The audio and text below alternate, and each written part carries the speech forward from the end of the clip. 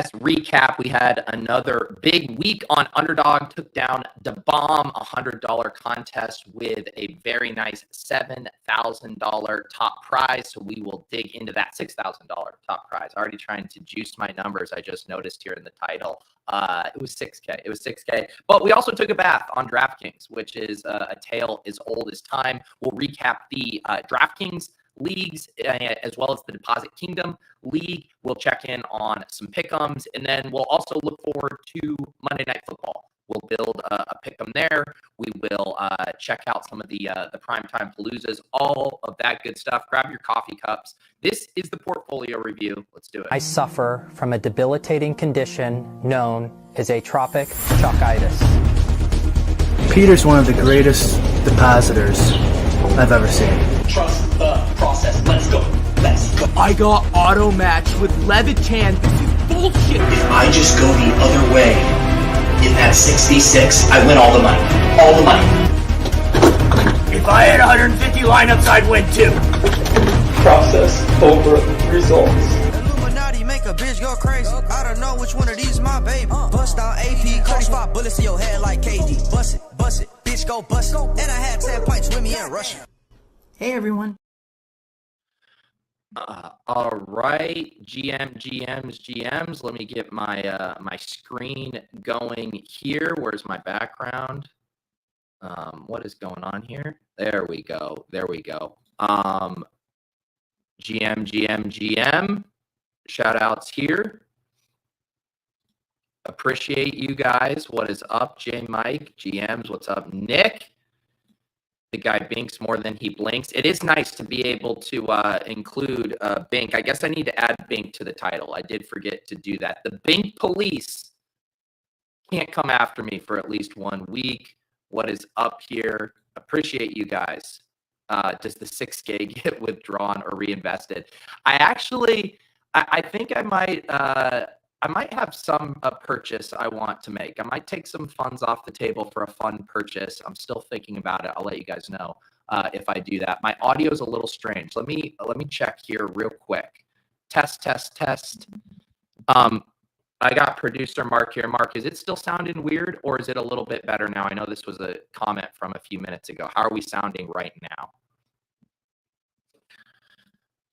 Drake May season. Okay, JGFC coming in hot here. Let's see. Let me see. I'm going to come back in. I'm going to refresh real quick. I'm going to come back. Everyone hold tight. Want to make sure the audio is good. Let me try something here.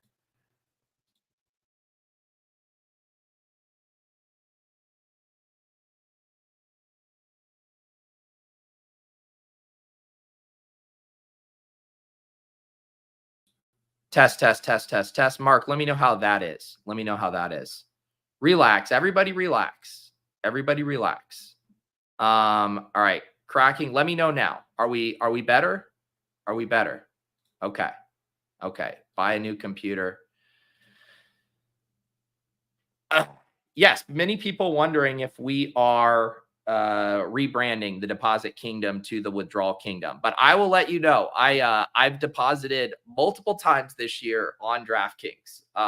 We've been winning on Underdog and depositing on DraftKings. I legit need to rethink my process or how I'm approaching it. I'm definitely not spending enough time on it to be profitable, even with kind of building some lineups with the Sims. So that is something we'll have to dig into, but that's kind of what we do around here. It's the way I've structured this show is we always look at our salary cap lineups first, and we have to eat the shit before we can celebrate our wins here. So you guys kind of know the drill. We have our show sheet here. Get it pulled up with the overlays. We will be doing the DraftKings GPPs. Then we'll talk about Battle Royale. We'll look at some best ball sweats. We'll look at the Guillotine League. And man, I believe I'm on the hook. I could be on the chopping block tonight, depending on how things go. We'll check that out. And then we'll do some stuff for Monday Night Football.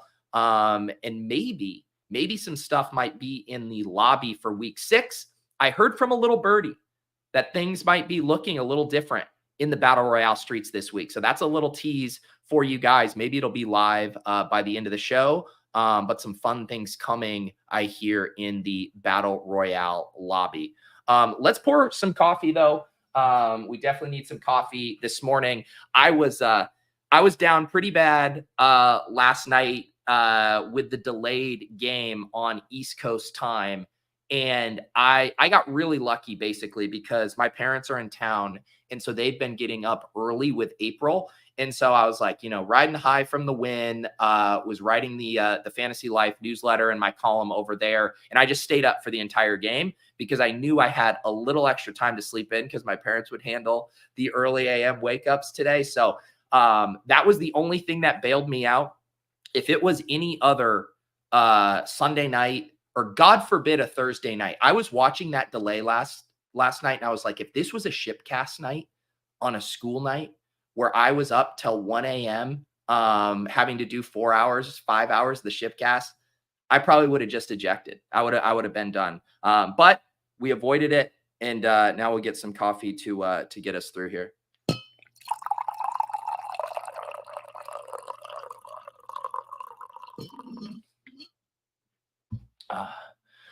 What's the best way to track DK profitability throughout the season? So the best way is just to lose every week like I do, and then there's nothing to track. If you do actually want a real answer, at the solver, those are the sims that I use. They also have a bankroll tracker as part of their tool. And I believe at least last year, the bankroll tracker was free. Someone in the chat can let me know if it is free or not this year. Like I said, I haven't used it. I haven't needed to look at at how my bankroll is going there on the solver, but I'm pretty sure the bankroll tracker is part of that package, and you'll just have to confirm for me if it's free. I'll drop a link in the chat here to the solver. I like to use it for shortcutting my lineup building process on Sundays here. All right, let's start at the top. I was able to get in the SPY this week. It was last week. I got shut out. I waited too long. So I got in a few of the SPYs, ended up running 3 lineups that I put in the Deposit Kingdom contest. So we will look at those in a second. Had some angles that I thought were going to look a lot better than they ended up looking. I really wanted to run this CJ Stroud double stack. I thought Tank Dell at his ownership was going to be one of the better kind of GPP plays. And then Nico Collins, I mentioned this on the cram. I thought his ownership was going to get squeezed, just the way the slate dynamics were kind of shaping up. And that's exactly what happened, because we were looking at the ownership yesterday morning, and he was projecting for over 20%. And he only comes in at 11% here. CJ Stroud at 3%. So feel really good about the ownership on this stack. I was a bring back slappy here and included Dalton Kincaid, who, my God, man, every time I'm looking at red zone yesterday, this guy's dropping a ball, doing something stupid. He actually had a decent target share. His ADOT was solid, but it just is not coming together for Dalton Kincaid. And it's like, how many more excuses, for this guy? When you consider that Khalil Shakur was out of the lineup too. So that was frustrating. This game felt like it had the elements to become a shootout. But then Nico, of course, leaves the game early. To get 15.8 points from Nico on 2 receptions is a miracle in itself. He was going to go for 30 points again if he stayed healthy in this game. And then ended up just running Tyrone Tracy kind of as the punt play. This was another play we talked about during the cram where we were looking at the ownership, and I'm like, at this price in around 20% ownership, that's what he was projecting for. He comes in at 17.5. I liked it here because I really thought that he would have a role in the receiving game, even if they got down. They ended up winning this game and was able to do a lot of damage on the ground. So 17 points from a 4.3K running back at 17%. Feel good about that. And then I ended up also having to go cheap with another punt just because this CJ Stroud double stack with the bring back was kind of expensive. So Bo Melton, I thought he was the one guy in that Green Bay game that wasn't going to catch a ton of ownership. So thought he was kind of a good punt flyer. And then I got in the 2 other plays. I like Jordan Mason in Jaden Reed, but things just don't come together for this lineup as far as the core stack hitting. So it doesn't really matter. Jordan Mason also muted game. Jaden Reed, my 2 chalk pieces, didn't really hit the nut. So you were going to be drawing dead this week to Burrow stacks, as we can go look at here. But yeah, I guess not a ton of regrets on this lineup other than, forcing Kincaid on this and then having to do 2 punt spots with Melton and Tracy is probably not ideal there. Let's look at first place here. It is a Joe Burrow double stack. No surprise there. Joe Burrow to Jamar Chase and T. Higgins with the Zay Flowers bring back, and just really nice percents here on this one. Joe Burrow, 8% ownership. Jamar Chase, only 13.3%. T. Higgins, 12.1%. So still, though, the combination on these 3, not super outsized as far as the ownership. Zay Flowers bring back at 7.3%. And then this is just a really sharp lineup here too. You play Jacobs and Tucker Kraft. I'm actually surprised the Jacobs ownership, that ended up becoming like the GPP pivot du jour. That was such like the classic, okay, how do you crater all this passing game chalk? In that game, you play Josh Jacobs, so he got steamed a little bit, but playing Jacobs and Tucker Kraft and saying like, what if all the TDs come here? What if it's a little grosser game? That seems sharp. Tyrone Tracy, we just talked about. And then Brandon Ayuk, who is another kind of gem there as far as his price and ownership. He goes for 25 points on 8 receptions. So nice lineup here. I mean, one thing I was realizing, just looking at some of these lineups yesterday, I mean, there were some really good Joe Burrow double stacks that weren't even sniffing the top 10 of contests.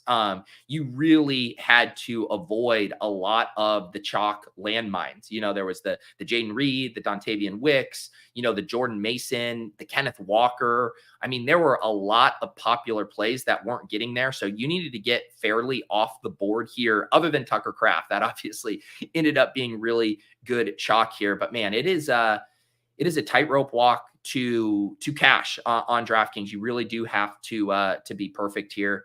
And look at who this is. Our old friend RBX88 finishes 8th here. And again, this just shows you he finishes in 9th for $1,000 and has a Joe Burrow double with Tucker Kraft. And you hit on your cheap running backs, Tracy and Chuba. You get a touchdown from Pittman. You get 16 from your defense. And you still can't even get close to a big score here. DFS is tough. DraftKings is tough.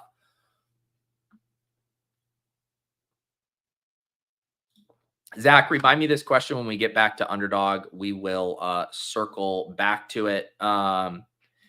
Yes, I agree completely. Easy says Tank Dell finishing with this line when Nico left early feels bad. Yeah, it was a bad play. Tank Dell, I think, let me pull up JJ, what he was talking about. So Tank Dell saw a 22.6% target share in week 1. And then he's been at 11.8, 14, and 11.4. So yeah, that's been a pretty brutal stretch for Tank Dell. He is definitely getting squeezed. I think he still kind of has that, that big play ability to spike, but he is way, way more boom bust than I would have wanted him to be. I drafted a decent amount of him in BR this week as well. I thought he was a good scroll down. So taking the L on Tank Dell there.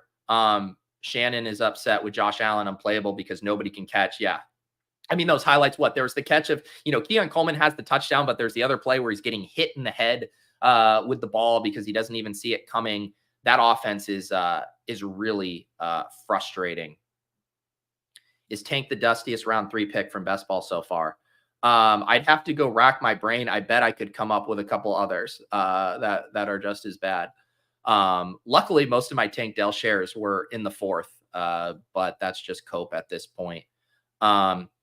And yeah, this is a good point too. Like in some of my lineups, I've been easy here for the audio listener. Says Sims barely give me bringbacks. Not sure I'm all the way there, but I get it. Yeah, I get it too. I was just a slap with the Dalton Kincaid. That was one where I bullied it. Basically, what I normally do is I just cherry pick some of the lineups I like that the Sims like, But this one, I was like, I want a CJ Stroud double with Dalton Kincaid, and I locked it. And then I ran the Sims to find the best version of that lineup. That's on me. That's on me.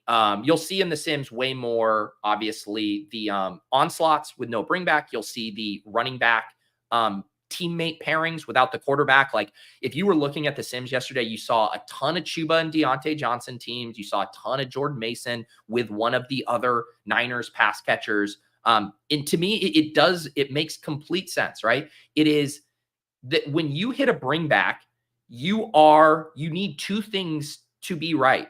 And sometimes that hits in a magical way, like it did with that Bengals and Ravens game. And you just want every single goddamn piece of it. But that is the illustration of the bring back. And Justin Freeman had some really good data on this that he did, I think like a year or so ago. I actually included it in a best ball strategy video when we were talking about correlation as it pertains to like week 17 bringbacks. But what he basically found is that players, opposition wide receivers to a quarterback who goes for 30 plus points saw, I believe it was, they scored 5 points higher than their projection more than 10% of the time. So it was like when the opposing team went truly nuclear, that's when the game environment got raised. And so you're looking for that like super high-end outlier outcome.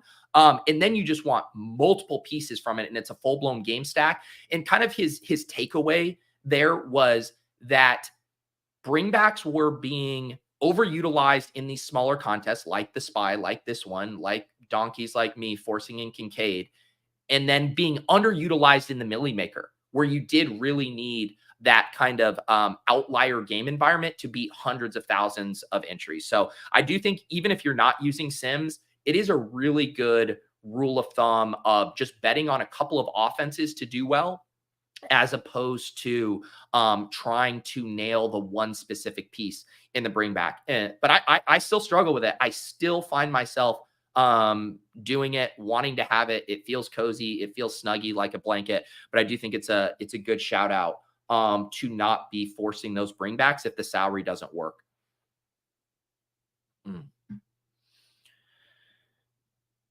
All right, catching up on the chat here. Let's I did have, so I made 3 lineups. One of them I made was like a super small field one. I just tossed this in like contests that were, I think like 600 entries or less.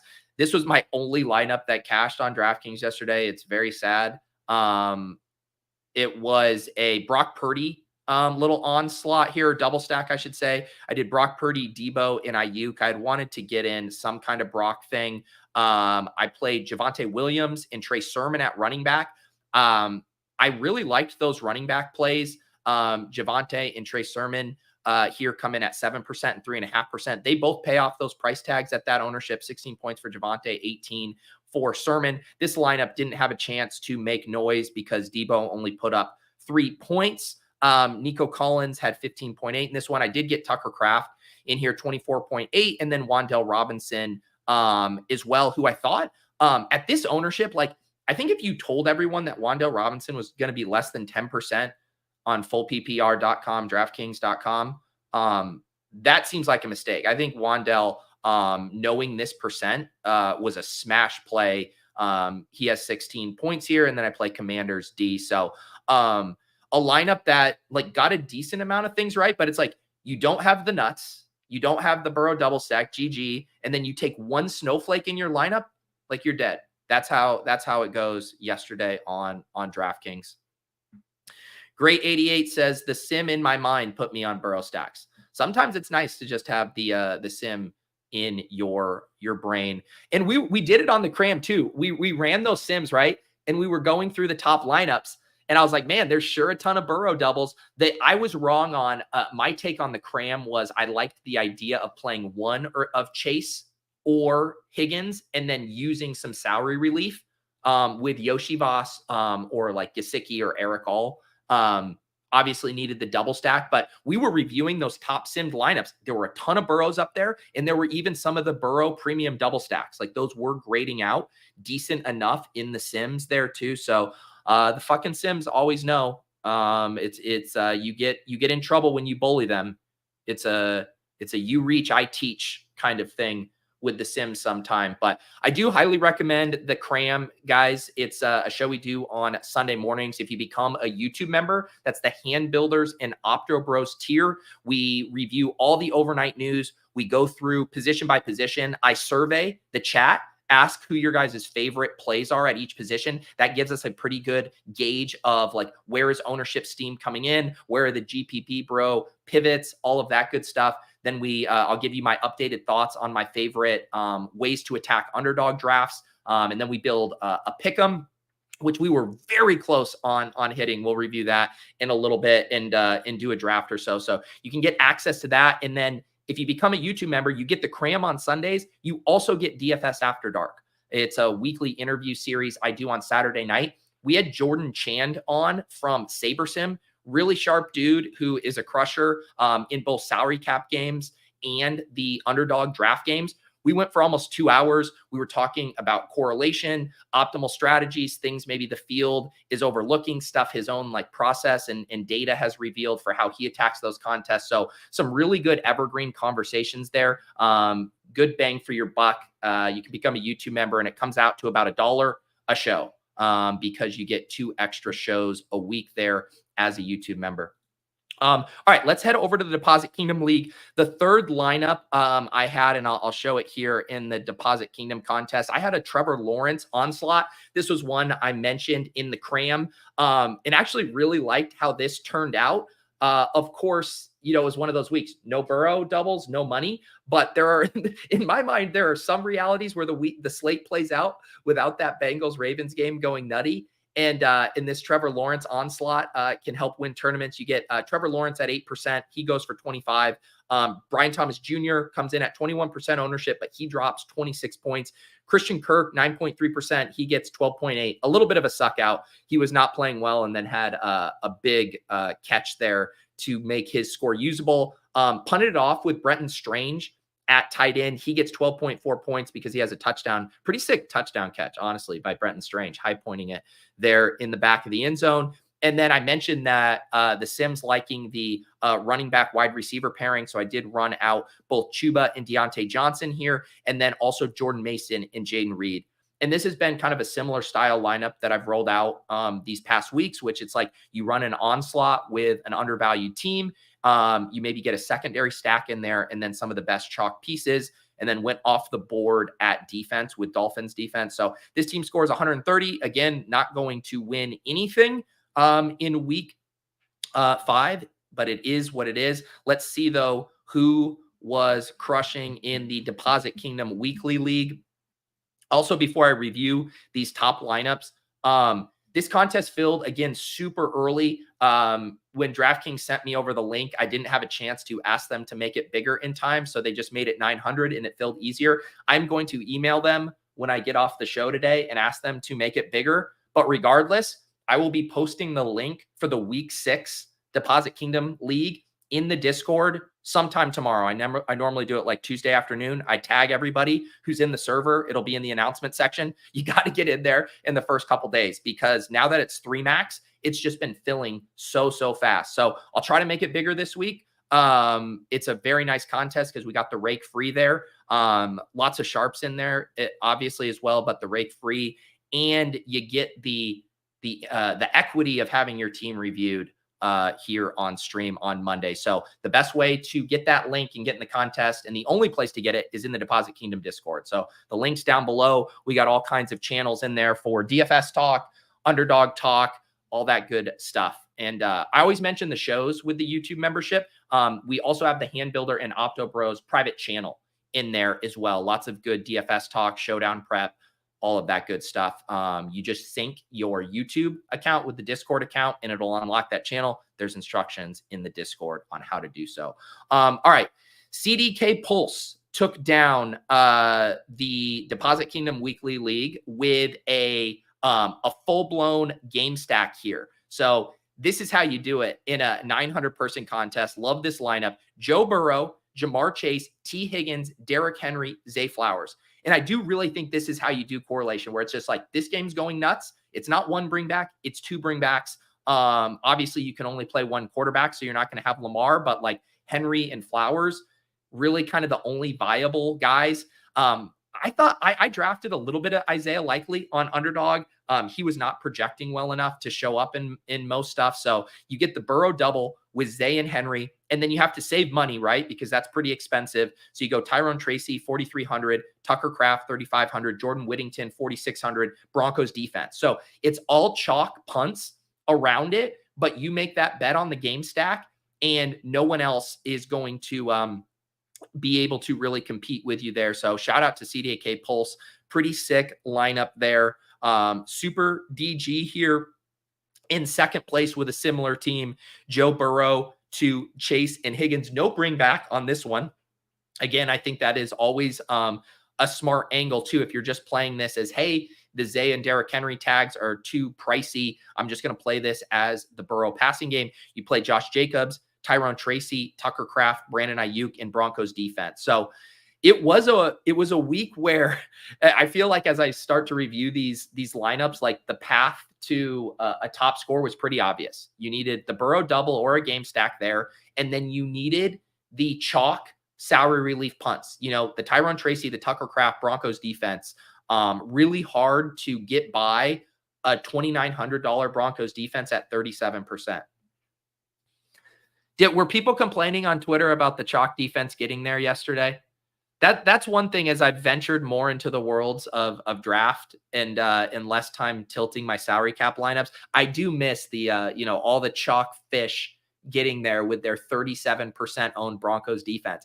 And that's saying something in the Deposit Kingdom tournament, because I think our ownership in this contest tends to skew slightly below what you would expect in other tournaments, because we got a bit more of a gal brain, contrarian GPP bro mindset in our neck of the woods. So Broncos D still coming in at 37% there. I was actively trying to get to other places, Patriots, Dolphins defense, Commanders defense. But sometimes you just jam the $2,900 chalk defense. You take your 16 points, your Patrick Surtain 100-yard pick six, and you move on. Let's see. We got D. Hodgkins here in third place with another Burrow double with a Derrick Henry bring back. Megan in fourth place with a Burrow double. How far do we have to go before we find a team without Burrow? Notorious here, Joe Burrow, UT Shane, Burrow. Okay, here we go. Beautiful. All it took was getting to seventh place. The Joe Flacco double. By the way, Joe Flacco on that scramble, what did he have? Like a 24-yard scramble? Yeah, 22 rush yards here. That was incredible. I'm just imagining, again, the Browns who let Flacco go. Obviously, they re-signed Jameis, but just watching the horror show that they're trotting out there every week at quarterback. And then Joe Flacco, who's like goddamn 44 years old, is out here throwing for 359 passing yards, scrambling like he's John Elway in the 1997 Super Bowl.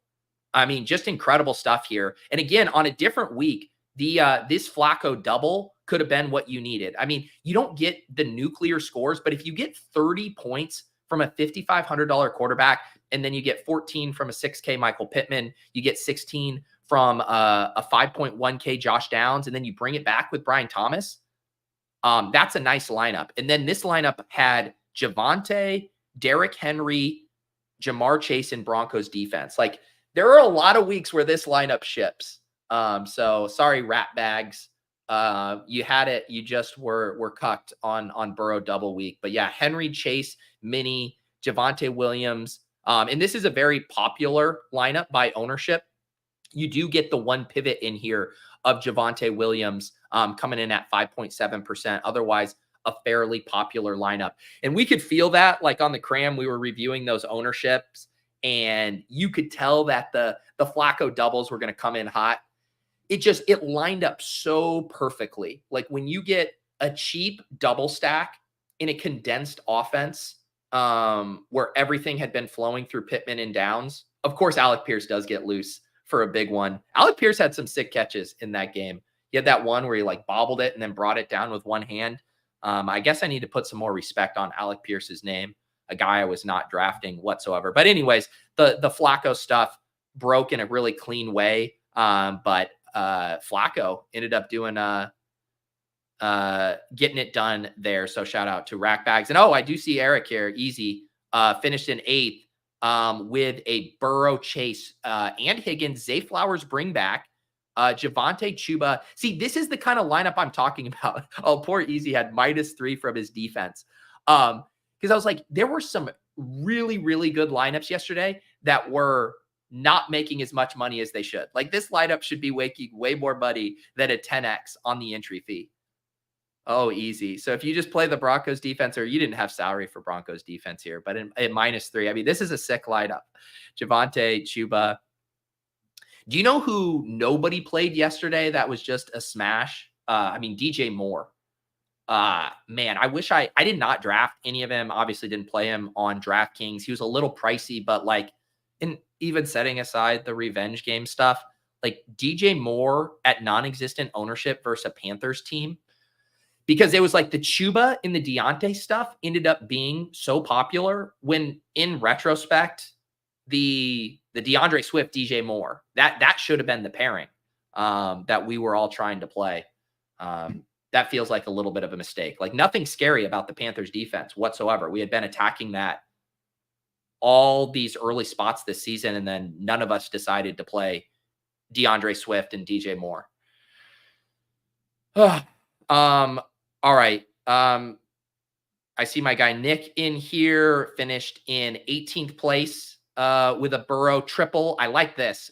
We haven't seen a lot, and obviously the Gesicki stuff isn't going to work when you run into the Tucker Craft buzzsaw, but I really like this construction for this size contest. Burrow, Chase, Flowers, Higgins, Gesicki. So a pretty big game stack there. JSN, our friend there at 5.4%, and then does the Jacobs Packers running back D correlation, saying if that chalk fails, and then it was a little Tyrone Tracy JSN mini. I like this team here. All right. I think that's it for DraftKings. We've rubbed our face in the shit long enough. Let's head over and do some Battle Royale here. I ended up maxing Battle Royale yesterday. A little more frantic than I would like. I ended up just like I had, I don't know, maybe 50 or 60 entries to do Sunday morning, and it's always juggling a lot. I wanted to get in my my fullback dives. I ended up multi-tabling those on the cram show, which just like isn't ideal. Like I always hate that mode when I'm like, oh, I'm just rushing to get in volume or to, max a contest pretty much exclusively out of OCD purposes. Like, I'm not, up until this week, I had just been putting in 50, 75 into the BR. Obviously I won last week and I wanted to keep, riding the hot streak, but I didn't love like frantically just dumping in lineups and multi-tabling as much. So that's a little note for myself. But the one place where things really broke my way yesterday were in the bomb. This is a $100 contest on Underdog. It's a 5-entry max there, and it's, I think, the best payout structure of all the Underdog tournaments. And obviously it's a higher price point, but 6,000 to first. 10th place is 1/6 of first place, which is kind of a nice ratio. Even 1/10 of first is generally a pretty good 10th place prize. Here, $40,000 total prize pool. And then the other kind of nice thing is there's not a ton of like cheaper min caches. It's just 50th place gets a 3x. It's a really nice structure here, and it's only 444 entrants. So the type of stuff you can do in this contest is just much different than, normally what is going to hit in the battle royales. But one thing we'll look at here is the way this week lined up. And I think how a lot of sharper people approach the smaller contest versus the big BR is that you were going to see some scores in here that were on par or higher than they would have normally been in the big BR. And that is because people were not double stacking Joe Burrow, T. Higgins, and Jamar Chase in the large field stuff. And it's generally a kind of a rule of thumb that I adhere to as well. Obviously, there's times that I think it makes sense to do a double stack. Traditionally, if all the pieces aren't getting drafted and you're just getting that entirely unique angle. But like, let me show you an example here. Shout out to DB, and then we'll review this lineup. But we can look at the Battle Royale leaderboard. This is BBEMDB.com. He has Battle Royale functionality here. But you can look at the Joe Burrow, T. Higgins. Actually, let's just first do Joe Burrow and Jamar Chase. So there were 1,977 of these teams in the contest, which makes sense. You know, Jamar Chase getting drafted in every contest. Joe Burrow was not. He was the QB9. I think his ownership was around like getting taken in about 30% of drafts. But you compare these two, and it is on 1,977 teams. You add on T. Higgins, and you're looking at only 189 teams for this, you know, premium double stack that everyone was on DraftKings. But because you're having to be so perfect in the Battle Royale contest, a lot of people, myself included, shy away from it. Now, where I don't shy away from it is in a contest with only 444 people, because you're basically saying, if I get a 30 ball from Chase or Higgins and the other one goes for 15, I can live with that because the quarterback's going to hit and they're going to drag along that other pass catcher. And that's exactly what nearly happened. It just so happened that they both went nuts. So you hit the kind of like 99th percentile outcome for the Burrow double stack. So on this team, I had Burrow with Chase and Higgins. I did the bring back with Zay Flowers in this one. I had Kyron Williams and George Kittle. And so this was a team I knew in DeBomb I wanted to have a Burrow double stack. So when, but this one broke.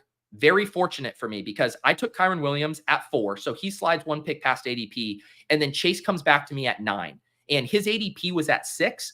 But this was happening a decent amount in rooms. And it was because at the like pick 6, 7, 8, 9, you had Chase, you had Jaden Reed, you had Deebo Samuel, you had DK Metcalf, and you had Kenneth Walker. Like, to me, that was a tier. And I think it was a tier to a lot of people. And so a lot of people were mixing and matching those combos. And every once in a while, you could get one of these guys to fall. And a lot of times in these rooms, I'm the one allowing other people to get these combos because I'm like, let me do a Kyron and DK Metcalf or whoever. I'm mixing them up. I want, you know, Kenneth Walker on some Nico teams. I want, you know, Deebo on some, you know, Jaden Reed teams, you know, mixing and matching those. So fortunate here to get a Kyron Jamar Chase team.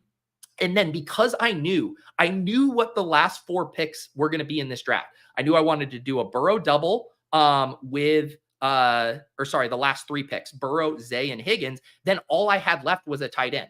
So when I got into that middle range, I was looking at Bowers, McBride, and Kittle. In this one, it was ended up going with Kittle. And I think I did that because so many of my teams would either have a Jordan Mason or a Deebo on them. You know, I would take Jordan Mason at 101. I would take Deebo anytime at like pick 7, 8, 9 there. And so I said, you know what? I don't have a 9er. Let's go George Kittle on this one. And then grabbed all of these guys late. You know, T. Higgins had an ADP of 33.3. I took him right there at pick 33. Zay Flowers had an ADP of 32.3. I actually took him ahead. I did Zay, then T. That was just the way the order was going. And it essentially was able to kind of sidestep a lot of the landmines in picks 10 through 20. And this was something I talked about with John and Nez on Off and On the Clock, that there was a real clear top 9 or top 10 players this week. And I think it really kind of came down if you included Lamar in that chunk of players. But after like Deebo and Lamar were off the board, it was extremely flat. It was a lot of quarterbacks and tight ends. You were down into the Josh Jacobs and the James Cookses, the Stephon Diggs, like the wide receivers really fell off. And I mentioned on Off and On the Clock, like, be careful with who your third pick is in drafts, because a lot of people were going to like their first 2 picks. And then you just wanted to avoid getting funneled to the same 3rd round pick that truthfully didn't project that much different than the 6th round pick. And if you were willing to kind of mix that up, I think you were able to get on some builds that a lot of people weren't getting on, because a lot of people just still default to ADP in round 3. You know, let me take Josh Jacobs. Let me take, James Cook. Let me take Stephon Diggs. I'm blanking on who else exactly was going in that range. The Marvin Harrison in there. I took a decent amount of Marvin Harrison, but the note for me was the confidence level of that third round pick should be significantly less than the confidence level of the first 2 picks. And then at that point, you really wanted to mix and max the exposure there. So we get lucky in this contest. I was going back and forth with this team, JG, all day in the second. He had the exact same Burrow, Chase, Higgins. He had DeAndre Swift, 19 points. And then our 2v2 in the second slate of games, the 4 p.m. games, he had Brock Bowers and Debo versus my Kyren Williams and Kittle. And we were neck and neck points. And I was like, I don't like how this is going. Brock Bowers scores that touchdown. And I'm like, all right, I think I'm toast here. I think we'll be able to hold on for second. Be 4K. It'll be a nice payday. Let's move on. And then Kyren scores that touchdown. George Kittle scores a touchdown. And then his team just goes cold. Debo does nothing that entire game. And then Brock Bowers does basically nothing in the second half other than a couple of catches there. So I dodged a bullet. There was that pick 6 that Minshew had. Brock Bowers was fairly open along the goal line. Debo, was just waiting to give me the blade. That was one of the more nervous sweats watching that Niners offense. Cause Debo can just put up a 6-7 point play on a single touch. So I got very fortunate there to be on the right side of the Kittle versus Debo. And then my kind of Kyren versus his Brock there. Shout out to Copper Prices in 4th. Had a Jamar Chase, a naked Josh Allen team there, which is the optimal way to play Josh Allen these days. But you can see here the kind of scores, Kenneth Walker, 11 points, Josh Allen, 14 points, not huge scores, but in this, smaller contest, if you have a few of the massive point scorers, and he did basically hit the nuts at wide receiver and tight end, Chase, Brian Thomas, DJ Moore, Tucker Kraft, you can still score high. So you can see here, I had 142.78 points in this contest.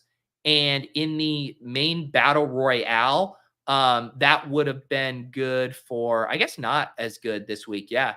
Would have been good for only like 40th place here. So yeah, definitely nice to have that lineup in the smaller contest there.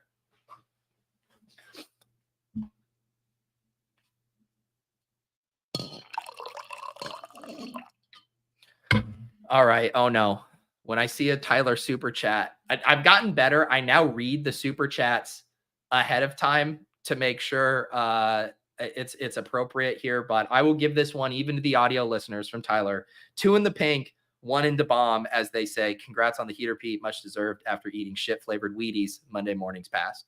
Yeah, I was laughing. I was talking to my buddy Mike Zakarian over at Team Hold, and I used to do the a couple times I would do the lineup reviews on Sunday nights. Almost like Guildcast guy. This is like years ago. This is like 4 or 5 years ago. And Mike was at my house one time, and we had a few beers, and I had gotten dusted on DraftKings like I always do. And he was sitting on my couch while I recorded, and I was just like tilting my face off as I reviewed a really bad lineup. So yeah, we've been doing these lineup reviews for a long time now. Started back at Roto Grinders, where I would review my GPP teams, and back then, there was never anything good to review. So it's nice to at least be able to mix in some more positive mornings here. All right, let me catch up on the chat here. Clay wants me to review his fullback dive team. You were able to win it. Yeah, we'll check that out in 1 second. I will happily check that out. Thank you, Frankie. I am feeling locked in right now. I'm running hotter than the goddamn sun. I think there's always these elements where it's like I've had the right angles in drafts, but having the right angles isn't enough. You have to get the lucky pieces around it. Last week I had the Jordan Love, Jane Reed, got lucky. I had the right pieces. This week I had the Joe Burrow double in small field. That was like something I set out to do. Got lucky that I was able to get a Kyren and George Kittle team paired with it. That's definitely the luck element. But I will say, I try not to like give the hard sells on stuff. Please subscribe to the Deposit Kingdom channel, guys. Every single week, I'm making a battle royale strategy video. I'm going through the individual best scroll down plays. I'm doing a macro strategy on elements to consider. Like every single thing that I've talked about or have done on these teams has been in those videos. Joe Burrow was our cover boy. Last week, I talked about changing up your correlation for smaller field contests, being more willing to do double stack. So if you're trying to get in these streets, if you're looking for, you know, some evergreen content or just weekly specific plays, go subscribe to the Deposit Kingdom channel. It's pinned here in the chat. It's in the description. Not a lot of people are watching those videos. I've been taking L's on those videos. You know, the channel was doing really well during best ball season. People aren't watching them. I'm like, I don't know what more I have to do. I keep telling my plays. The plays keep hitting. I keep winning with them, and no one's watching the videos. Go fucking watch the videos. I'm just going to stop. I'm going to stop saying anything else anywhere else and make people go watch the Deposit Kingdom videos. They're produced well. On top of that, the 2 pick'ems we put in that video, we always put 2 pick'ems, and I'll hop over and look at this. Or we generally do 1 pick'em in there. This week I did 2 because I take kind of our core gems and then create pick'ems. So the first one was Joe Burrow higher, Colby Parkinson higher receptions, Christian Kirk higher receiving yards. And then I did a T. Higgins TD to pair with the Burrow. And then we spun it off twice and we did a Jamar Chase TD instead of the Higgins in case one of those hit, not the other. So both those pick'ems hit. That video, it had the nuts last week. So subscribe, and I can't wait to fucking fall on my face this week after finally giving a hard sell for those Deposit Kingdom videos over there. All right, I'm still catching up on the chat, but let's go look at the fullback dive here that Clay mentioned. He won fullback dive. Looks like I had a team in 83rd place. Here is Clay's team in first place for 5K. Had the Joe Burrow, the Chase, no Higgins, but you could survive no Higgins if you had Brandon Ayuk and DJ Moore. Had Brock Bowers, Kenneth Walker here. This is a good lineup. You know what's funny to me, Clay, here is you get DJ Moore as a scroll down guy, 34.4. Love that as a scroll. It's, to me, this looks like a BR team, you know, where it's like, I'm just going to play Burrow to Chase, and then I'm having to just kind of hit one-offs in all the other spots. I hit the one-off Kenneth Walker. I hit the one-off Burrow, hit the one-off Ayuk. This team, I think having T. Higgins makes more sense in this contest, which is wild. And again, I'm not gonna poo-poo this team because it was perfect, but in a smaller contest like the fullback dive, 1,100 entrants, I think in this spot, I'm almost always just clicking T. Higgins here as my last pick, because you're already making such a big bet on Burrow and Chase that you really want one of those guys to potentially just come along for the ride and get the block of points to the receivers. But yeah, man, this is a good lineup. And if you had this angle, like if DJ Moore was one of your guys, I would have been getting in a lot of battle royale stacks, because that's the exact kind of angle. If you have a hunch, if you're like, see, for me this week, your version of DJ Moore was Tank Dell. My version fucking flopped in the BR. But if you have that angle, then I want to go out and I want to run a bunch of Caleb DJ Moore skinny stacks. I want to run a bunch of just random DJ Moore one-offs at the end of drafts. Because like, let's go look at DJ Moore this week and just see how many teams there even were. 2,866. So a little more than I actually would have expected. But then let's see if you do DJ Moore with Caleb Williams. Now watch this.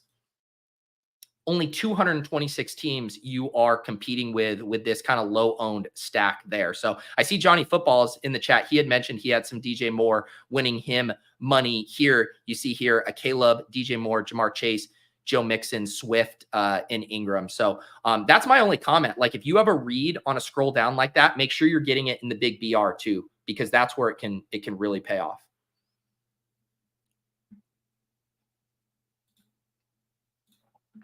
All right, Consigliere is manifesting a redacted blink. That is my white whale, winning the spy. I do feel like I'm going to go to the grave without winning the spy, especially if I continue to not spend as much time focusing on it. But we do need to get that monkey off our back.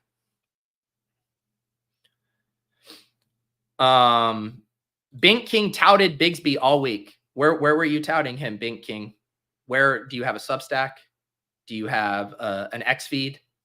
Were you on Discord? Let the people know. John was actually on Bigsby. We were on Off and On the Clock on Friday, and he was talking about his scroll down plays, and he mentioned Charbonnet and Bigsby. And I was like, John, I just want to clarify, you're talking about the 12 persons. And I think deep down in his heart, he wanted to say it was in the 6-mans too, but he's like, yeah. No, the 12 persons. But Tank Bigsby, that was a smash. I did not have that play anywhere. Outsnapped ETN for the first time yesterday. He finished with 101 rushing yards and had 107 yards after contact. I mean, has there been a bigger 180 in kind of talent and just even the eye test of a player from last year to this year? I mean, that guy was fumbling. He was 2 yards in a cloud of dust, got benched last year. Every single evaluator in the fantasy space was like, this guy just isn't good. He's not good. Normally it's like the running backs, the way they get there. And it's like, okay, he sucks, but he's still getting all the volume. You know, it would have surprised no one if like ETN got hurt and Bigsby got 20 carries a game and was just like Alexander Madison, essentially. Okay, the volume's there. Tank Bigsby looks like fucking insert historically great running. He looks like fucking Terrell Davis out there. All I can pull are Broncos references. Tank Bigsby looks really good.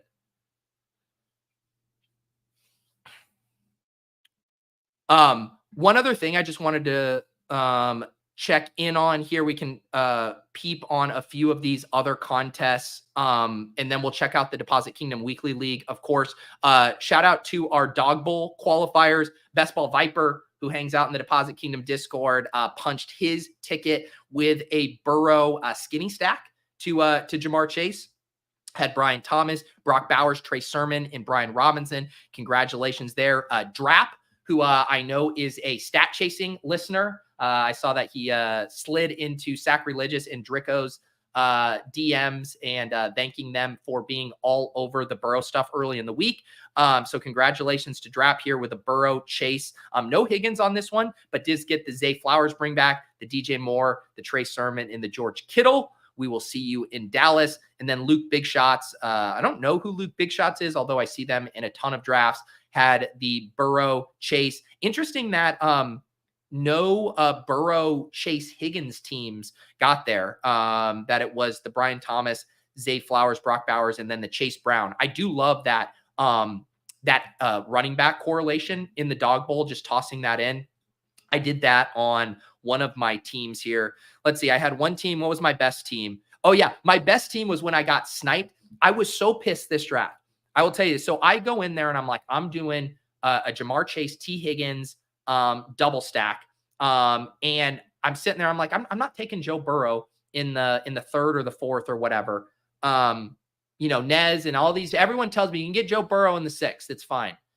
I remember this draft specifically because I take Trey McBride and it comes back around to the team in the one hole. And this asshole double taps Joe Burrow and Eric All.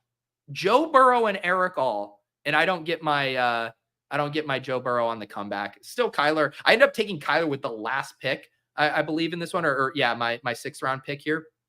Ends up being fine. Kyler to McBride, Chase Higgins, Jerome Ford let me down. Jerry Jeudy. You want to talk about a letdown. This fucking guy, Jerry Jeudy. The one good throw Deshaun Watson had all day hits Jerry Jeudy right in the numbers in the end zone. Like the one good pass Deshaun Watson has thrown in the past 2 years. And Jerry Jeudy just lets it go through his hands. Those two are perfect for each other. Deshaun Watson and Jerry Jeudy. A match made in heaven. Fire them into the goddamn sun.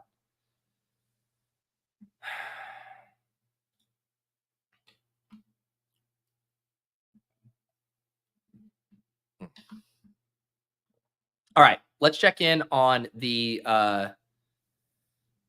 Eric All. No, I wasn't going to win the Dog Bowl regardless. How many entries did I get in? I think I did. Yeah, I did 15 entries. I've been doing about 10 to 15 a week. Maybe I will up my volume after getting the bomb stimmy. But I will be the first to admit I don't feel dialed in on the 12-person drafts. Part of that is because I'm not doing as many of them. But yeah, I feel very kind of confident with my process for the 6-person drafts and how I'm kind of attacking those. I think the other element with the Dog Bowl is I really think the early week drafts and some of that closing line value can be massive in the 12-person drafts. And I just don't have the time and the process to get in there and really take advantage of that early in the week, like some of these underdog crushers are. So I'm just kind of staying in my lane as far as where I think I can be profitable. But man, some of the teams that these guys are getting early in the week are pretty solid teams. So if that is your edge, I would definitely pursue it. But I know my lane, and it's tough to compete with all these guys in the dog bowl. Shout out Sacrilegious again, who's been close all of these weeks. He was all over the Burrow to Jamar Chase stuff. Ended up getting a Tyrone Tracy swap there. And again, this is another benefit of the early drafters. And we looked at this. It was a Dave team from a couple weeks ago where he got swapped to Terry McLaurin. And I was like, how the fuck did Terry McLaurin go undrafted in the dog bowl? And it was because it was from a Monday draft before Terry McLaurin had gone off on that Monday night game. This is the same thing here. By the end of the week, Tyrone Tracy was going in all of these drafts.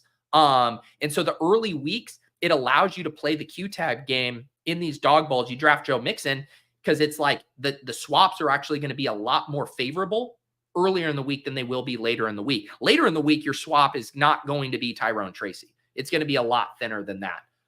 So yeah, just a note there about some of the advantages to drafting these teams early. Rocket Sauce says, I feel way better about the 12-man drafts. Yeah, and like I said, if once you have a feel for a format, like you should be devoting your time there. So there's obviously the goal line stand. I love that flea flicker contest. That's the $75 single entry.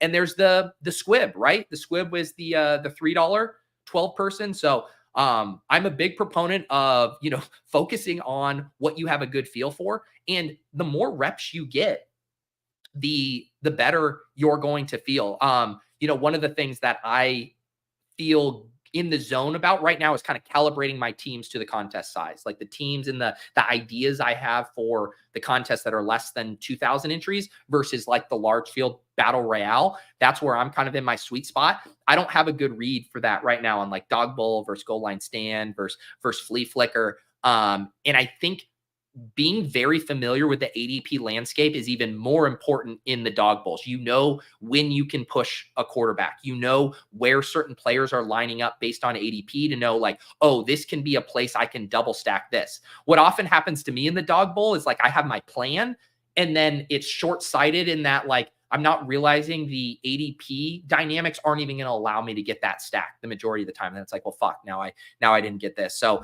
that's something that can only come with, I think, doing a lot of the 12-person draft. So if that is your lane, I would continue to stick in it. All right, let's check out the Deposit Kingdom Weekly League. I finished in 7th in here because, again, I was trying to roll out a good chunk of Joe Burrow doubles in these smaller contests. We did make the Deposit Kingdom contest bigger this week. We ended up getting 2K to first here. It was still a 3-entry max. This contest goes live every Friday at 3 p.m. Eastern. It's when we're live on the clock. Very fun contest. I think we'll run back this sizing again this week. I really like this 1,600 entrants and getting that 2K to first here. But yeah, I had a pretty similar team to the one I had in the in DeBomb. The issue was I had Deebo Samuel on this one. Did get Tucker Kraft here, which was huge. Had Josh Jacobs. Probably could have shipped this contest if I had anything else here other than 2.5 points from Deebo Samuel. But shout out to our winner, DK Dub, had the Burrow Chase Higgins combo, also had the Josh Jacobs Tucker Kraft, and this was the 1v1 off of my lineup, my exact same lineup, but they had Michael Pittman Jr. there, whose 12.2 points was enough to get it done there. So shout out to DK Dub. Jama 6396 comes in second place with a Lamar Jackson naked team. Does have the bring back of Jamar Chase, Trey Sermon and Brian Thomas mini there, Brandon Ayuk and Brock Bowers, solid score there, 144 points. And then DMC 72 in third place with another Joe Burrow, Chase Higgins, gets in Nico Collins there, 14.8 points, George Kittle at tight end, and Chuba at running back, a nice team there. So I was wondering when we'd start to see some of the Lamar teams up at the top here. Burrow goes for 34.78 and Lamar just below him at 33.42. I saw our guy Chris G hanging up here at the top of the leaderboard for most of the day. Solid squad: Lamar to Zay, Jamar Chase, bring back Cook, Chuba, and Brock Bowers there. Nice squad by G. And again, another kind of illustration of what we were talking about, where a lot of those mid-range picks were traps yesterday. They were definitely traps in the big BR, like the 137 in the big BR isn't doing much for you, but you can survive the Michael Pittman score. You can survive the James Cook score in these smaller contests. So a really nice ROI, $600 on a $10 entry, and you didn't have to be perfect.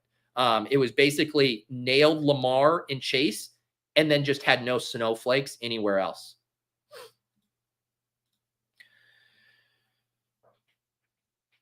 Frankie, Pete, at some point, could you evaluate how your pre-draft best ball teams are doing in comparison to your post-draft teams? Sure, but I didn't have a ton of volume in the big board. I was kind of doing a soft holdout where I needed some distance between the last year's season and this one. So I think I only did like 30 teams.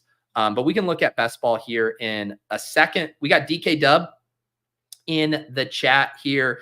Drafted this team while walking the dog and audio listening to your Deposit Kingdom channel content. Good stuff, man. I appreciate that.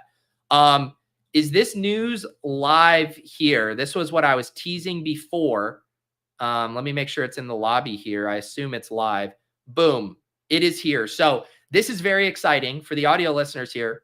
We have a battle royale this week with 50K to first. So it's been 30K to first a lot of previous weeks. Shout out to Numi and Hope and the Underdog team for making this happen. On Lulz this past week, Brian and I were kind of spitballing ideas of like, hey, can we get this prize pool bigger? Maybe get rid of some of the min caches here. How could we make a bigger, prize to first? So the team has done it. The entry fee is up a little bit from 5 to 7.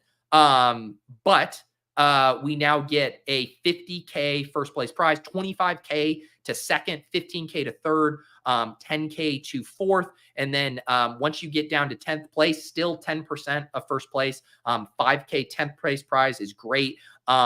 Really like this. And then the min caches stop just shy of 10,000th place there with a 2X or just under 2X min cash at $10. So this is going to be very fun. Little smaller this week as well, right? The previous weeks have been closer to 70,000 entrants. So we get a 56,000 entry contest and just boost the entry fee a couple bucks. So I'm super excited about this. I will definitely be getting in.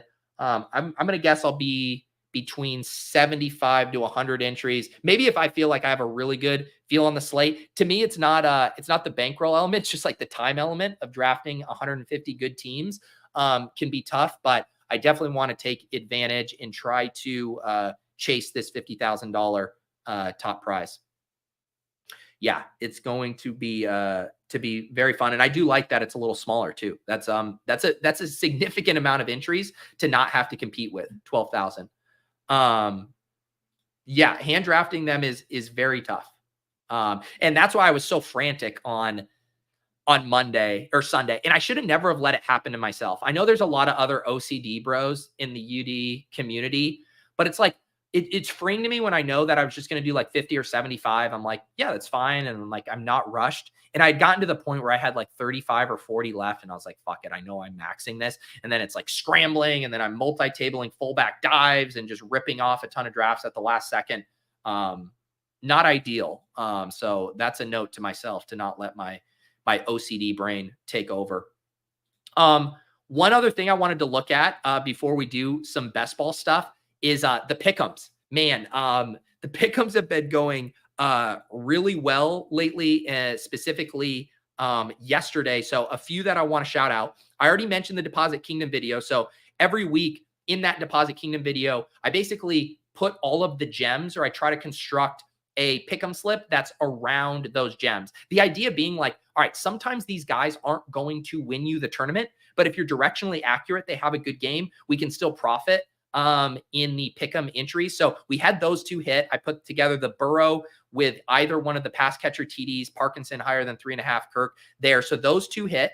We had on the Deposit King, or sorry, on Off and On the Clock, we put together a Green Bay Rams kind of game stack pick 'em. Tucker Kraft higher than 3.5 receptions. Jaden Reed higher than 65.5 receiving yards. The Narv dog, Nez, the kicker whisperer, gets us Narv higher than 2.5 extra points made. We go Jordan Whittington higher than 4.5 receptions, and Colby Parkinson higher than 3.5 receptions there. So that was a very fun one that we were able to hit on off and on the clock.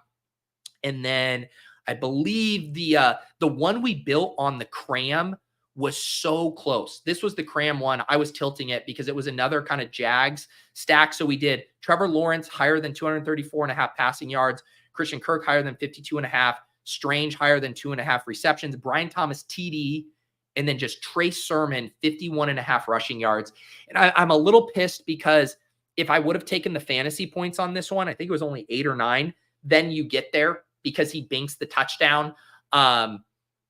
I'm kind of regretting that, but man, the 51.5 rushing yards, I thought this lined up from a game script perspective. Like if the Jags are throwing this much, then the Colts are hitting on the ground. So we tried to get us there with the cram pick 'em, but yeah, overall though, a good week. And then I had another random boost in the lobby that I used on this other one, Kraft, Parkinson, and Whittington here.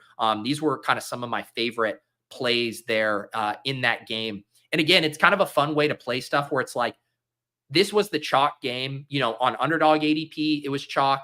As far as the Packers guys, it was mega chalk on DraftKings. And it's like, how can I get access to thinking these guys could have above average weeks without running into, the peer-to-peer elements of a tournament? So the pick'ems can be a nice way to get exposure to some of these guys. Colby Parkinson had 13 targets yesterday. It was either 12 or 13. It was something absurd. So felt good about higher 3.5 receptions there. All right. People want to do some best ball here. Man, there's lots of different stuff we can do. Let's head over to bbmdb.com. I think this is the first. We can do a little refresher on my exposures to see what kind of a week it was for us. A bummer at the top as far as, Charbonnet, Kenneth Walker back, the entire offense kind of flopped. So the Charbonnet train on ice right now. Malik Neighbors doesn't play. That is a big buzzkill here for my second most drafted. But then we have some positives, right? Chase Brown, another week. He continues to see his snap share go up every single week. Let me see. JJ had the numbers here in his data dump. Chase Brown's percentage of running back rushes by week. Week 1, 25%, then 25 in week 2, 37 in week 3, 50 in week 4, 57% in week 5. So they continue to not only increase his work, but giving him a lot of work near the goal line as well. They seem to really like using him in packages there. So feeling really good about the Chase Brown stuff after a bumpy start. Brock Bowers, feeling great about that. Rico had a really nice game last night, so feeling good about that. Brooks still TBD if he's ever going to come back. Zay Flowers had a nice game yesterday. Bummer he couldn't get in the end zone. And then, man, we should talk about this one. Troy Franklin. Did you guys see this touchdown pass he dropped? I mean, Bo Nix hit this dude in stride for what? Was it like a 60-yard tutty? Just let me see this here. Watch this. Yeah, Ian has us covered in the sheesh. Bo Nix just throwing a dime. Troy Franklin, what are you doing, buddy? What are you doing? Our bags need that touchdown. We need it. Bo Nix off his back foot just slings it. And this dude can't haul it in. What a travesty, wearing those gorgeous 1976 Denver Broncos uniforms.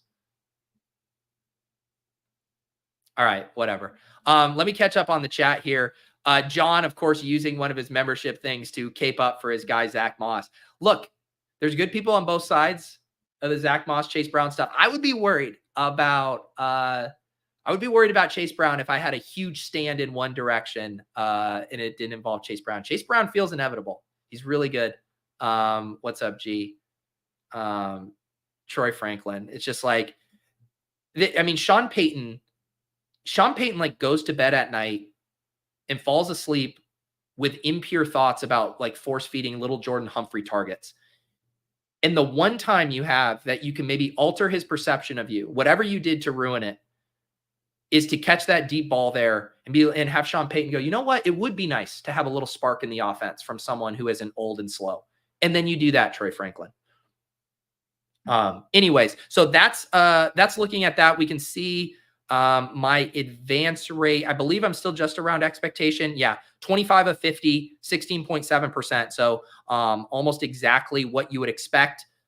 We can see what this team at the top looks like. I don't have any in the top 1,000 or so. This top team here is in 4,479th place. Why isn't this team popping up? Let me refresh.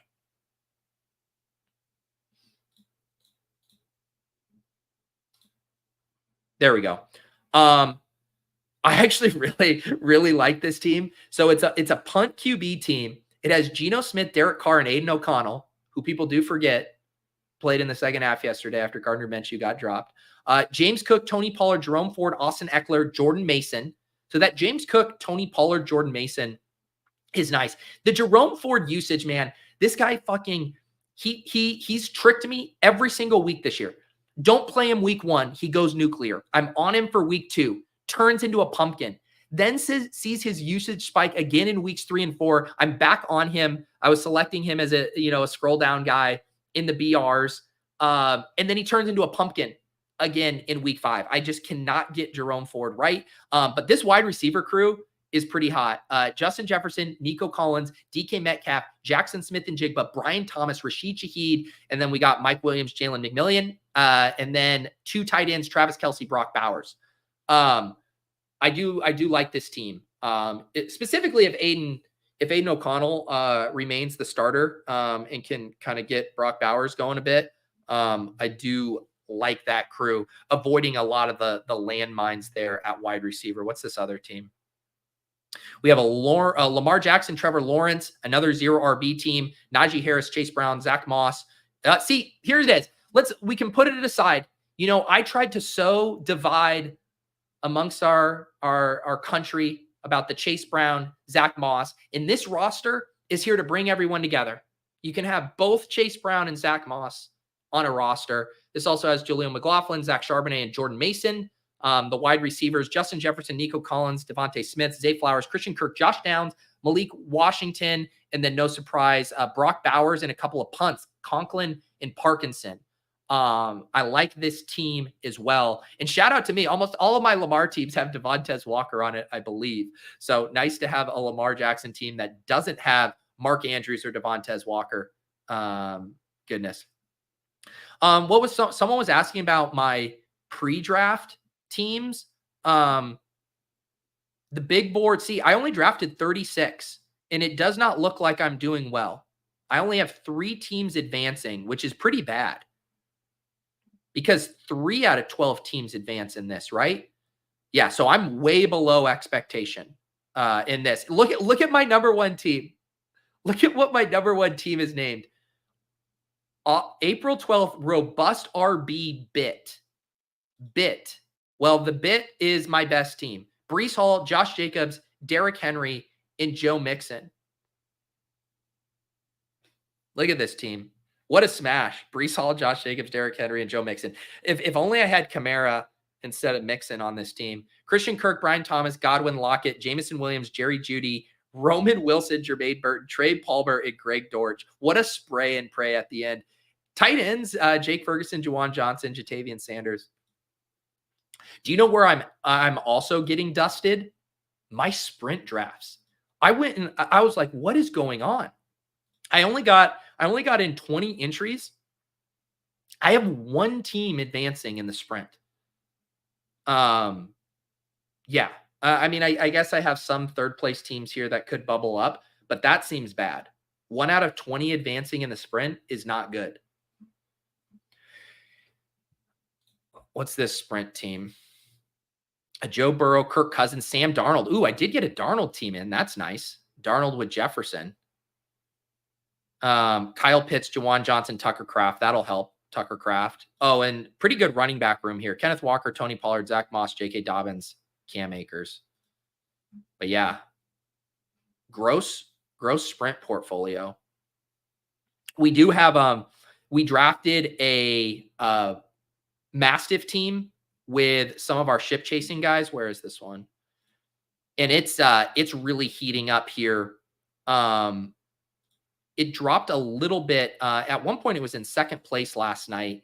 It was a Joe Burrow, Jamar Chase team, also has Brock Purdy. Our running backs have been on life support. It's just been getting anchored by Chuba Hubbard.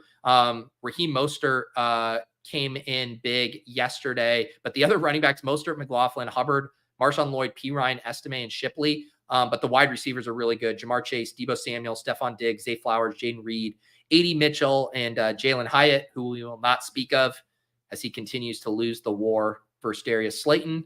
Not ready to wave the white flag on that one, but getting close. And then Dalton Kincaid and Brock Bowers at tight end. Apparently my Dalmatian teams are doing good. 3 entries here, and all 3 of those are advancing. Ooh, one of them we drafted on off and on the clock. Let's see an OOTC Dalmatian team. Burrow, Gino, Gibbs, Henry, Zach Moss, Spears, McLaughlin, Garrett Wilson, who, all it took was, 23 targets yesterday to turn in a good score. Congratulations, Garrett Wilson, who got unlocked in London. T. Higgins, Jaden Reed, Calvin Ridley, Jermaine Burton. Man, Jermaine Burton at pick 131. We took Jermaine Burton at 131. Time to reevaluate our process, OOTC crew. Ricky Pearsall, Malachi Corley, and Tyler Boyd. What a string of zeros there. David Njoku, Noah Fant, Mike Gesicki, though. We can survive that tight end room. That team had to have been drafted real early in the offseason. When did the Dalmatian drop?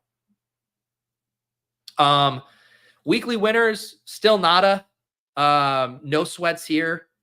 I do not think I was anywhere close to ever double stacking. I think I wouldn't have done Burrow Higgins double stacks in weekly winners. So not my week there. As far as eliminator, we have the one team here that's left, the Badge Bros one. It is surviving as of right now. It's the Lamar Jackson, Daniel Jones, Derek Carr team that has Barkley, Kamara, Ramondre, Dobbins, and Sanders.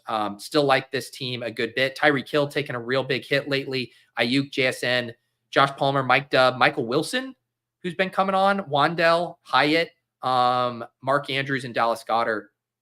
Jesus, man. This team probably isn't long for this contest. I only had 3 entries left in the eliminator. Oh, wow. I think I only had literally 4 or 5 entries in the big eliminator contest, and all 3 of them are advancing. We had one when Crutches came on, and Clay, Crutches, and myself drafted this one. Is it holding on with 82 points right now? Wow. We're probably going to need something tonight. What do we need? We got Derek Carr going tonight. Joe Pacheco's done, so this team's probably toast. Yeah, this is a rough running back room right here.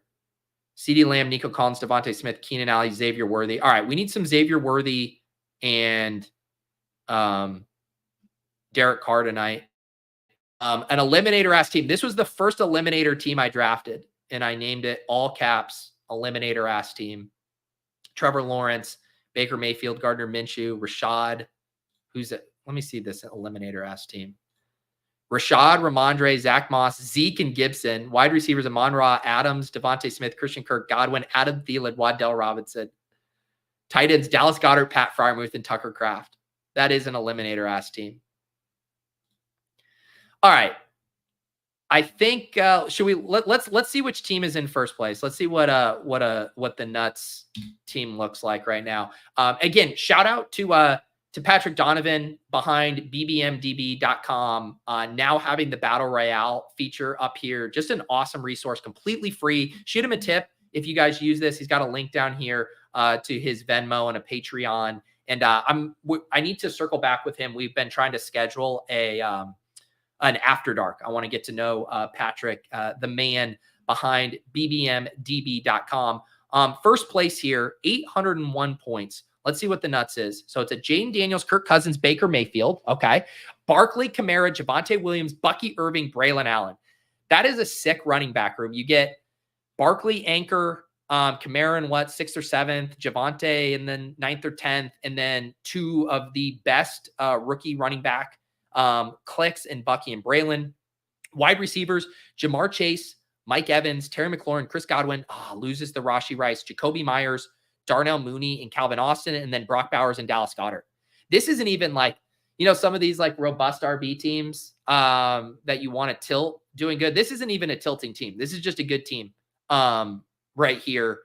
You go the 3 quarterback, but get the single week, upside via Daniels, Brock Bowers, Dallas Goedert. You sidestep all the elite tight end landmines and get Bowers and Goddard. Really good like distribution of like where you spent at running back. Barkley, Kamara, Williams, and then 2 cheapies at the end. No notes. Great lineup. You get the correlation here. Jaden to Terry McLaurin, Baker to Godwin and Bucky, Kirk to Darnell Mooney. No notes. Great team. Hope you win. I need more coffee.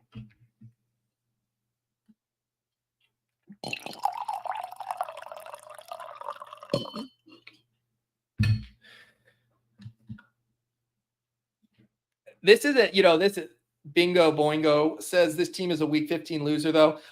The smart money is on every team being a loser. But I will say, people do forget that Fareed shipped Best Ball Mania with Alexander Madison. I believe he took him in the, 5th or 6th round pick on that team. His first running back pick, I want to say, who did nothing all year. And where he got Rashee Rice, this was a cheap share of Rashee Rice. This wasn't like CLV or final price on Rashee Rice. Like you got Chase, Evans, McLaurin, Godwin. I mean, this is Rashee Rice in what round? This must have been like the bottom of his ADP dip. So I actually think he could survive this Rashee Rice thing. You already got a few usable weeks at the beginning. You also get kind of like Jacoby Myers coming on if Devontae Adams gets traded. I think that could pay that off. So I don't know. I have no notes for this team. I think it's good. Pete, how are you feeling about the Drake May era? Was that announced? Did they announce Drake May as a quarterback? I saw you shouting about Drake May. Did I miss something? Or are you just saying, how am I feeling about the delayification of the Drake May era? I don't know. I think there's some positives. Jalen Polk's role in the offense continues to increase. JJ had some good nuggets on that this morning. I'm basically turning into Kitchen, just regurgitating nuggets from JJ's content on stream. But I like getting this one in my inbox on Mondays. He said Jalen Polk ran a route on every New England drop back on Sunday. His route participation by week, 62%, 69%, 49, and then 87 and 100. So I think there's some positives. Polk becoming a full-time player. If we can get Drake May in there, I guess I'm definitely hesitant to know like what kind of ceiling there is in this offensive environment down the stretch. But you get a big armed quarterback in there that can run a little bit, make some plays downfield. I think it could help some teams. It can certainly help some teams, but man, the Patriots are just kind of dog shit right now. So I don't think you can get too excited. They announced that they're likely moving. Okay, I missed this. Let me pull this up.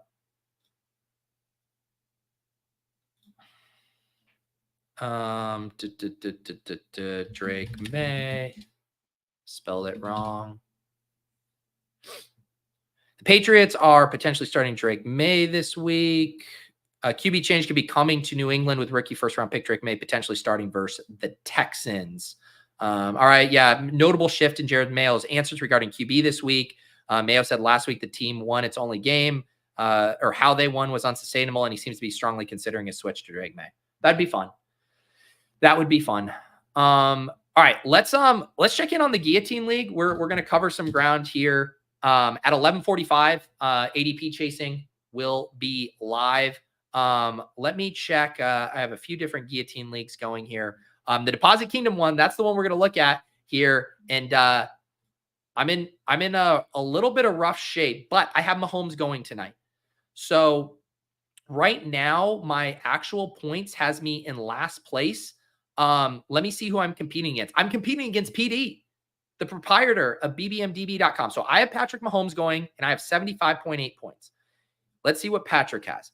Patrick has Chris Olave going. So it's my Mahomes versus his Olave, and he has a 2-point head start on me. And then I hate every time I see Adam's name, I don't want to say Throat Goat out loud. Throat Goat has 81.98 points. So I should be good.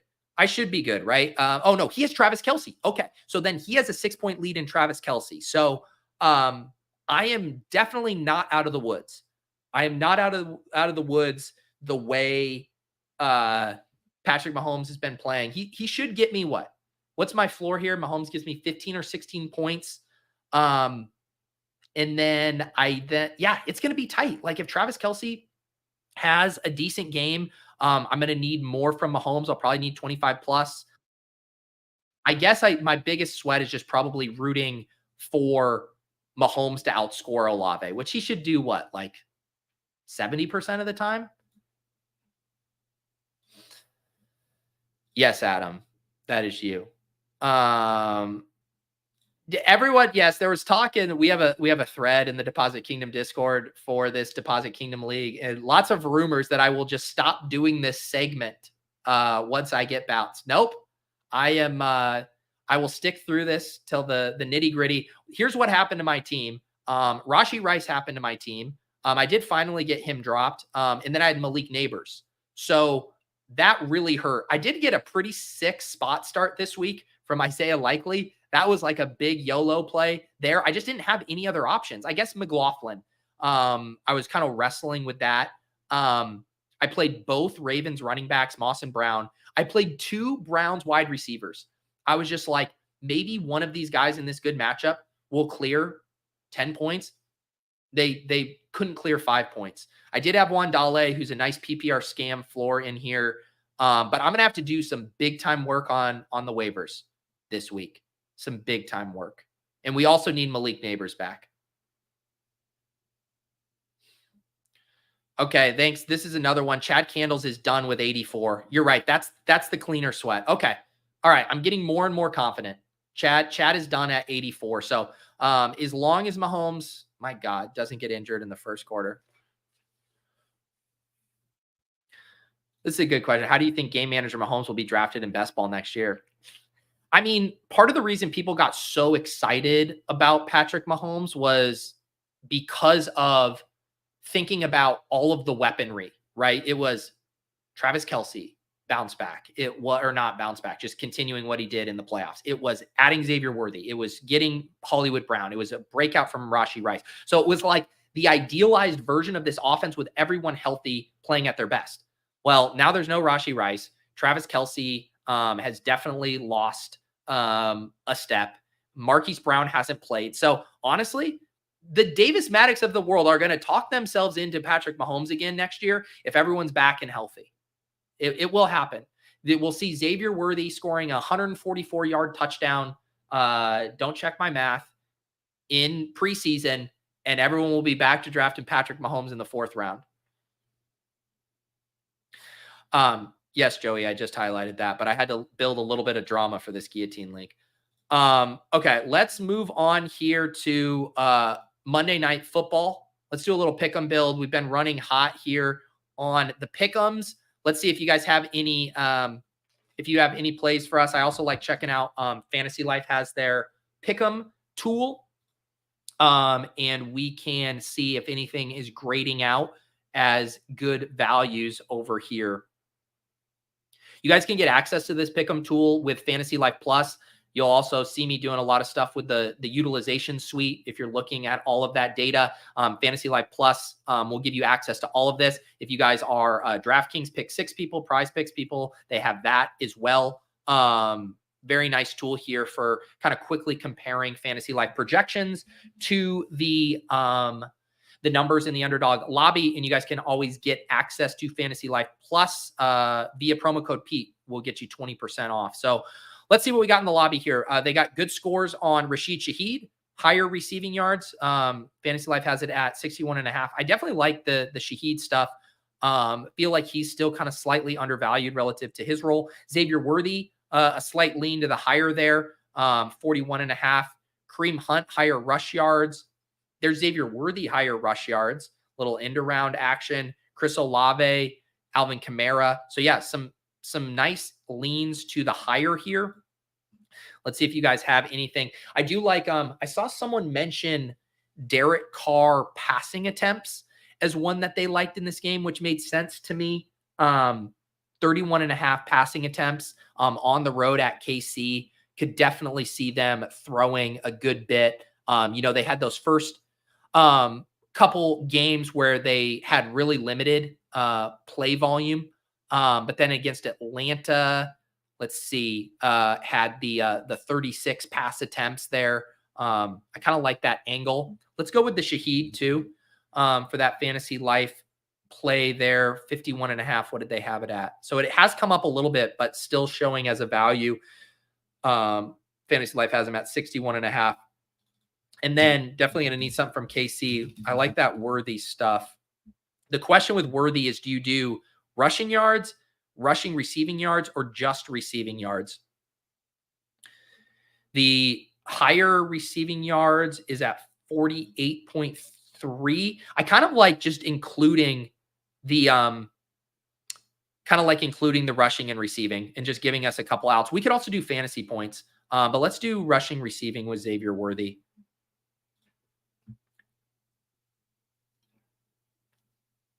All right, now we got some good ideas coming in the chat.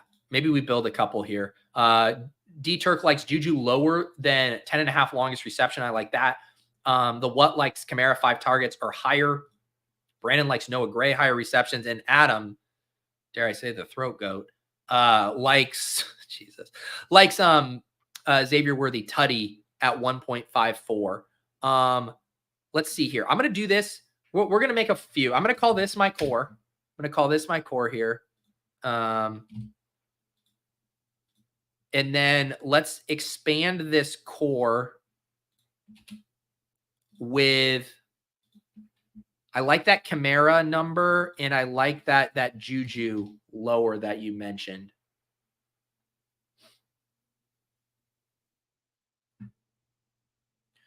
All right, let's see. Kamara, what was it?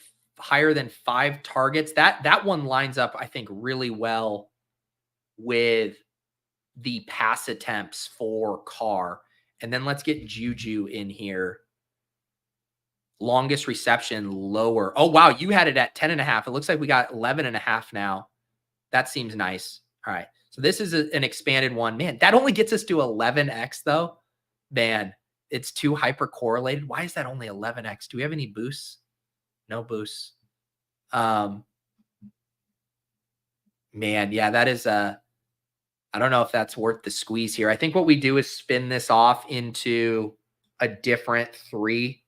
Let's get rid of Worthy and Rashid. We'll leave the passing attempts. We'll go Kamara, Juju, because that's for, yeah, I didn't, the 10x for a 5 leg just doesn't make it. So I'd rather play, we'll call this core 2. Yeah, Carr Kamara is too correlated, but so we'll pare that one down, and then let's spice it up with the Worthy touchdown now. Maybe we do Worthy and Shaheed touchdown. We get 2 1.5s there, and then we'll go back to some of these other favorites. We'll play the Carr attempts. And then we'll play that Juju. I like that Juju lower than an 11.5. And then what was our final one there? The Kamara. Let's see what this gets us from the Kamara. I just am curious. It goes from 24 to 32. Yeah. All right. Let's roll this one out for a little bit bigger of a payout here. This will be our spicy one with the 2 tutties. All right, I will drop these in the chat. I'll also put them in the show notes if you're watching this after the fact before Monday Night Football. I will put these in the show notes, the comment, description, etc. I should also mention in my newsletter, I've been rounding up the pick'ems from the week. So if you guys want to just kind of have those in one easy spot here, I've been doing like the Deposit Kingdom ones that both hit last week. You can see here, if you would have tailed the ones from the newsletter, Deposit Kingdom, both of these hit, Chase TD, Higgins TD, and then the Game Stack Green Bay, Los Angeles Rams. So 3 out of 7 of these hitting here. This is my free newsletter, the P.O. Box. I will drop a link in the chat. I also wrote this week about kind of how my DFS play has changed and talking about draft games kind of taking over how I'm interacting with DFS throughout the week. I do these posts once a week. It drops in your inbox on Saturday. It's also just a good spot to get a roundup. I do links to all the stuff. So you get the Gems video in here, my fantasy life stuff, links to all the shows I did throughout the week, and then a preview of what's to come. So just a good roundup of everything I'm doing. If you feel like you want a hub for all of that stuff, that is the place to be, the P.O. Box newsletter. All right, we got about 10 minutes. Let's do, I believe we have a new format for Primetime Palooza this week. I believe they're 6-person drafts. Yeah, so they're including Monday Night Football, Thursday Night Football, in the London game. Normally, these are 3-person drafts. Let's do one of these and just see how it's looking. We do have ADPs for these, which is obviously different from the Primetime Paloozas that just have, you know, the projections as the rank and no ADP. So I'm curious to see how this will play out. I need a refresher on what games these are. We got New Orleans, KC tonight, obviously. Thursday, we have San Francisco and Seattle. And then Sunday, we have Jacksonville, Chicago. So not really at risk of getting shut out at QB. Derek Carr is the QB 6 right now. 1, 2, 3, 4, 5, 6. Yep. So everyone going to get one of those quarterbacks. Let's see what tight end looks like. Travis Kelce, Kittle, Kmet, Ingram, Fant, Jawan Johnson. So Jawan Johnson as the 6 there. You can play the Q-tag game with Evan Ingram and then bump in Strange if you needed. So tight end isn't bad. Yeah, I think this is a fun little wrinkle here for the Primetime Paloozas with the 3-game slate. Running back. Are we going to see Tank Bigsby flip ETN in ADP? I think that'll happen, right? But running back looks a little weak. I guess everyone can get one decent running back. Kamara, Mason, Walker, Swift, ETN, or Bigsby. Wide receiver, definitely a little deeper. You know, we're going all the way down here. Keenan Allen, Rome, Lockett, Jawan, and then no like super high end guys. We don't have any of the like Justin Jeffersons or Nikos. DJ Moore going ahead of Deebo Samuel is funny, just considering their ADPs from last week. Life comes at you fast there.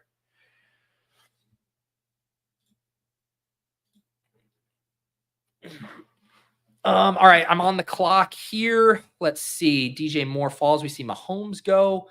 The running back stuff does fall off a cliff quickly. You know what I think? I do think I'm going to take Swift and then get one of these running backs. I mean, that drop off from Swift down to ETN in a timeshare, you know, Kareem Hunt's fine. But Bigsby, Charbonnet, Swift has just been awesome. And the Jags are still pretty bad against the run. So I will play a little positional scarcity game in this one and go with DeAndre Swift and then see which wide receiver comes back to me.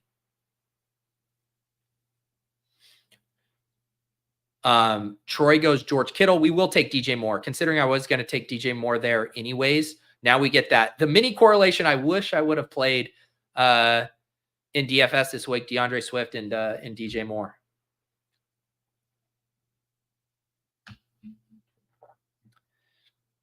Nick likes the Falcons here. Panthers defense already terrible, and they just lost Clowney too. That's a good note. Thank you, Nick.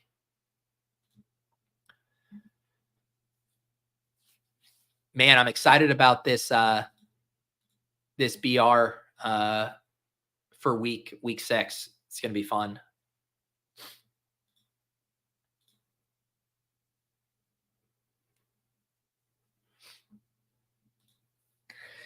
As far as scheduling and stuff this week, the typical schedule, ADP chasing is going to be going live here in about 5 minutes. I will wrap up right before they go live, and you guys can head over there. I believe I have the redirect set, so if you just refresh, you can watch those guys. The Resurrection contest already filled on Underdog. They did a draft there last week, so no Resurrection. I think they're going to go back to their format of victory laps, bag defending, and panic buttons, kind of reviewing stuff from a season-long best ball perspective. Always a fun show over there with Sam, Davis, and Karain. I hang out in the Fantasy Life Discord on Monday afternoons. I'll be in there at 1:30 if you want to come ask questions. We got the Swolecast tomorrow at noon. I'm back on the clock here. Let's see what I want to do. So behind me already has tight end. I think I'll take Cole Kmet with my next pick. We'll just do kind of a Jags onslaught. And then which one of these other picks? I think it's a wide receiver pick for me right now. We still have, if we end up with Caleb, did someone take Caleb? Wait, someone took Caleb. That's not good. And now I have Cole Kmet. Wow. Hop in these primetime paloozas with idiot streamers, and you can watch them draft an onslaught without the quarterback. Jesus. All right, now I need to set up another stack with my last pick. Who is this guy, Berber? Berber's taken Caleb Williams unstacked. I'm already tilting. What are we doing here? All right, what do we get to pivot to? I need to set up a stack. We have a lot going with Jacksonville here.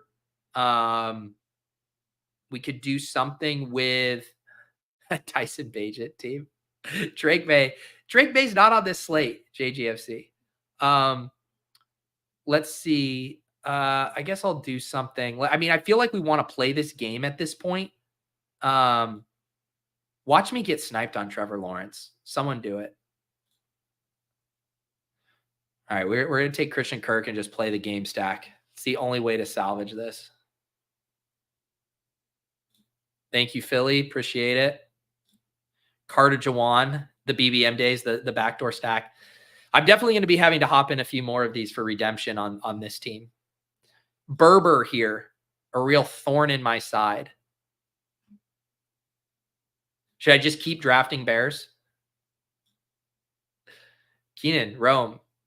What if unstacked Caleb or naked or not? Yeah, no Caleb with 5 little bears. What if that's what you need?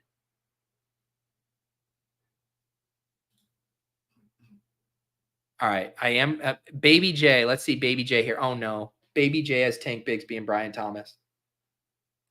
I might have to set up another backdoor. Baby J is going to take Tank. Or Trevor, I should say. So, all right, what am I left with here? What's my stack option? I can do Geno with Tyler Lockett. Just do it, Baby J. Do it. Unreal. So is this a Lockett? Is this a Lockett with Geno, or is there anything funner? I think that's my only option. Lockett with Geno. Yeah. All right. There it is. I'm not taking T-back. Relax, GA. GA, always rooting against me. Rooting for my tilt. What if Caleb slips down the stairs? God, I was cracking up last night watching or sitting around for that rain delay, and they showed the shot of those stairs with the cascading water. They had one shot of it, one set of stairs. They showed that at least 8 times on the sled. Caleb would have definitely slipped down those stairs. All right. There's that right there. That's going to do it here. Let's I don't have time to hop in a battle royale draft here before the ADP chasing guys go live, but did just want to take a quick look at the ADPs here as far as the week 6 slate, just see if anything stands out here. Is this right?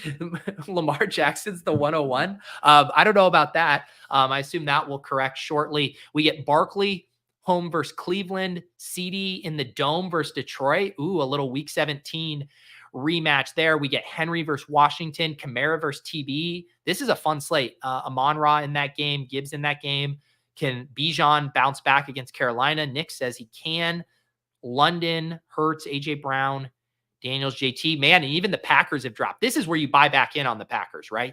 You buy the dip on, Jaden Reed was a, ADP of 6. Now here at 15, home versus Arizona. I'm buying the dip there. You slam Nico Collins at these prices. Nico Collins should not be going this late. I mean, I get it, the injury. I think this is a spot you play the Q tag game though, with Nico, if for some reason he's not going. Evans, Olave there. How's the tight end slate looking? McBride, Laporta, Ferguson, Bowers, Kraft, Goddard, Pitts, likely Schultz, and Taysom here. It'll be interesting. Taysom will probably impact his ADP tonight. Like Taysom is either going to be like tight end 5 after tonight, or he'll be back down here again. So let's kind of hoping for a dud Taysom game because he's always a nice scroll play there. Quarterback looks deep. Goff getting drafted outside the top 6. Fields, Mayfield, Kyler. We might get Richardson back. So quarterback looks good. Running back. Yeah, this looks like a nice full slate here. Should have some good scrolls. I guess wide receiver scrolls look pretty weak. You're quickly, after Cortland Sutton, you're to Calvin Austin, Van Jefferson. This is also where you buy back in on Dontavian Wicks. No one has clicked Dontavian Wicks yet.